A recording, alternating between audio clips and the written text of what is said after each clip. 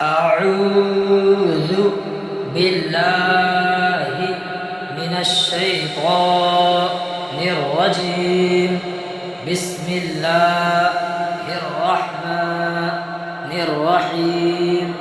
تختی نمبر 13 تشدید۔ جس حرف پر تشدید ہو اس کو 2 مرتبہ پڑھتے ہیں، ایک بار پہلے والے حرف سے ملا کر، ایک بار خود اسے۔ تشدید کی آواز میں ایک قسم کی سختی ہوتی ہے۔ نون اور میم پر تشدید ہو تو غنہ ہوگا۔ ناک میں تھوڑی دیر آواز کو روکنا غنہ کہلاتا ہے۔ غنہ کی مقدار 1 الف کے برابر ہے، جیسے حمزہ نون زبر ان، نون زبر نہ، ان،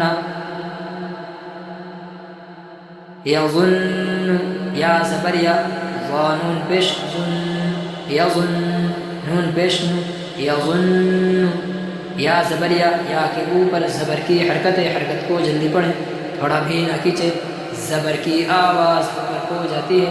یا ظن، ظن میں نون مشدد میں 1 الف کا برابر غنہ ہوگا۔ ناک میں تھوڑی دیر آواز کو روکنا غنہ کہلاتا ہے۔ غنہ کی مقدار 1 الف کے برابر ہے۔ ظن، یظن، نون پیش نو، نون کے اوپر پیش کی حرکت ہے، حرکت کو جلدی پڑھیں، تھوڑا بھی نہ کھینچے، معروف پڑھیں اور مجہول آواز سے بچے۔ پیش کی آواز آگے کو جاتی ہے اور ہوٹ بول ہوتے ہیں۔ یظن، اس طریقے سے پڑھیں۔